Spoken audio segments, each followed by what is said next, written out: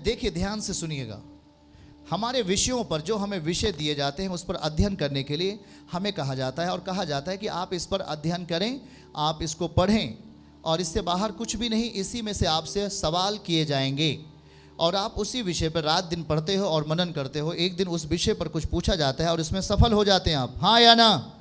देखिए प्रियजनों, हमारे लिए एक समय सीमा ठहराई गई, हमारे लिए एक बाउंड्री दी गई, हमारे लिए एक बाड़ा बांध दिया गया परमेश्वर के द्वारा। उसने कहा कि तू मुझ में आजाद हो जा, उसने कहा तू मुझ में स्वतंत्र हो जा, उसने कहा तू मुझ में आजाद हो, तू मुझ में आजाद हो, तू मुझ में फ्री हो जा। पर जानते हैं, सबसे बड़ा उदाहरण सिमसोन के लिए जो मैं आपको बता रहा हूं, उसने बाउंड्री को तोड़ दिया, उसने बाड़े को क्या कर दिया, तोड़ दिया। और जानते हैं एक दिन क्या हुआ, वो स्त्री इस सिमसोन को कितनी बार प्रयास किया मारने का, इसे कितनी बार प्रयास किया जान से खत्म करने का इसे, पर आखिरकार एक दिन वो स्त्री सिमसोन के रहस्य को पता कर लिया।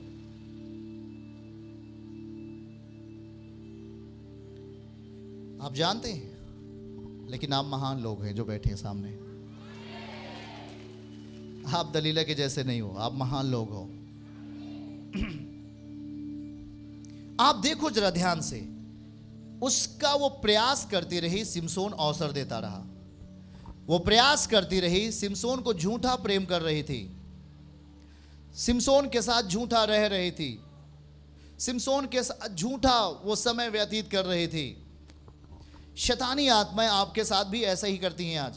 वो आपके जीवनों को बर्बाद करने के लिए, वो आपके आत्मिक स्तर को खत्म करने के लिए, वो आपके मनों में दूषित आत्माओं को डालती हैं, आपके मनों में दूषित विचारों को डालती है, ताकि आपकी आत्मिकता खत्म हो। और आप सोचते हैं क्या ये परमेश्वर है जो मेरे लिए ऐसा कर रहा है? नहीं, कभी भी परमेश्वर कोई काम करेंगे आपके अंदर अपने वचन के अनुसार करेंगे। बगल वाले से बोलो, अपने वचन के अनुसार करेगा प्रभु। हाँ, अगर प्रभु कोई काम करेगा आपके अंदर तो कैसे करेगा? वचन में लिखा है। क्या है? वचन में लिखा है, आत्मा बताता है। समझ लेना आज के बाद, कोई भी बात वचन के बाहर नहीं, सब कुछ वचन के अंदर है। आमीन। और यही हमारी समझ है, यही हमारी पहचान है कि ये यीशु की ओर से है। आमीन। और देखो, उस दलीला ने एक दिन उसके बालों को क्या कर दिया? काट दिया, उसके चोटी को काट दिया। और जैसी चोटी उसकी कटती है, उसकी सामर्थ्य खत्म।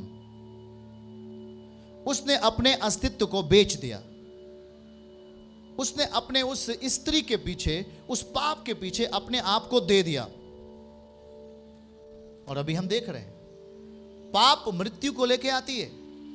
और सिमसोन पकड़ा गया, उसे पकड़ लिया गया, उसे बांध दिया गया, उसकी दोनों आंखें फोड़ दी गईं। पाप ऐसी चीज है, उसकी दोनों आंखें फोड़ दी गई, और आखिर वो कम उम्र में खत्म हो गया। मेरा कहने का मतलब यह है, अगर पवित्र आत्मा अगर आपके जीवन में आए, उसकी एक बाउंड्री है, आप उस सीमा को नहीं लांघ सकते। आपका कुछ भी नुकसान हो जाए, आपको कोई 10 करोड़ रुपए दे और बोले कि आप ये काम को करो, अगर वो गलत है, अगर वो वचन के अनुसार नहीं है, तो हमें नहीं करना। हमें 10 करोड़ नहीं चाहिए।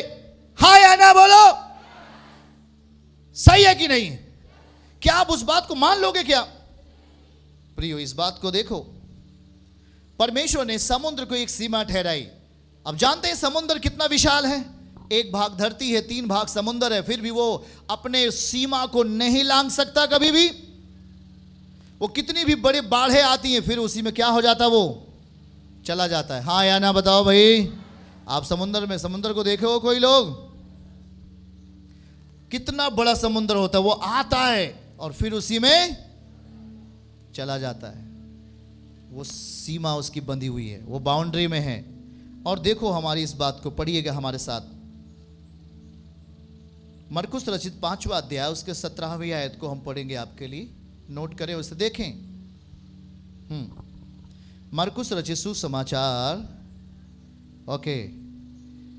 5 अध्याय और उसके 17 पद को पढ़ें। क्या लिखा है? और वे उससे विनती करके कहने लगे कि हमारे सीवानों से चला जा, हमारी सीमा से चला जा। आपको एक बात बताऊं, ये घटना देखो, हमारे सीमा से चला जा, ये वो लोग बोल रहे थे जिसकी सीमा में यीशु मसीह गया था। अगर हमारे सीमा क्षेत्र में यीशु मसीह आ जाए तो क्या उसे हम बाहर करेंगे? क्या बोलो जरा। आप जानते गिरासेनियों के देश में रहने वाला व्यक्ति के अंदर 6000 दुष्ट आत्माएं थी और वो कब्रों में उसको लेकर रहा करती थी। कहां पर? कितने लोग जानते? कब्र जानते हो कि नहीं जानते हो? हाँ, कब्र में लेकर रह रही थी। पर यीशु मसीह जैसे ही उसकी सीमा में जाते हैं वो व्यक्ति आजाद हो जाता है। आमीन। इस बात को समझो, जैसे ही वो आपके क्षेत्र में जाएगा। पर अगर आपकी सीमा में कोई दूसरा व्यक्ति आ गया जो आत्मिक नहीं है, आपकी सीमा में कोई व्यर्थ व्यक्ति आ गया जो आत्मिक नहीं है, तो आप नाश होंगे।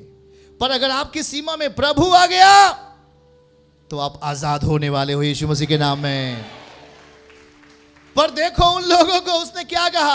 हो प्रभु मेरी सीमा से, हो प्रभु आप बाहर चले जाएं। क्यों कहा मालूम है? क्योंकि उनकी 2000 सुअरें क्या हो गई थी?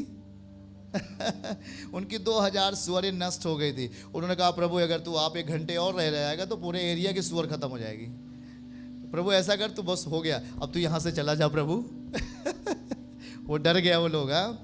सोचा कि भाई एक व्यक्ति आजाद हुआ, 2000 सुअर मर गई, और अगर और आजाद होंगे अभी तो कितनी सुअरें चले जाएंगे। इससे अच्छा है गुरु अब वापस पाओ, चले जाओ यहां से। पर सोचो, बोलो आज वो हमारी सीमा में आएगा। मैं तैयार हूं उसे अपनी सीमा में लेने के लिए, अपने आत्मिक सीमा में। बगल वाले से कहो आत्मिक सीमा में लेने के लिए मैं तैयार हूं। आत्मिक सीमा में उसे लेने के लिए। Hallelujah, hallelujah. जब आप उसे अपनी सीमा में लेंगे तो आपकी सीमा में संसार नहीं आ रहा है, आपकी सीमा में यीशु आ रहा है। कौन आ रहा है आपकी सीमा में? चर्च की सभी प्रार्थनाओं को और परमेश्वर के दास के द्वारा टीचिंग सुनने के लिए और अपडेट्स को जानने के लिए हमारे इस चैनल को सब्सक्राइब करें और साथ में बेल आइकन को दबाएं, ताकि जब भी लाइव प्रार्थना हो तो सबसे पहले आप देख सकें।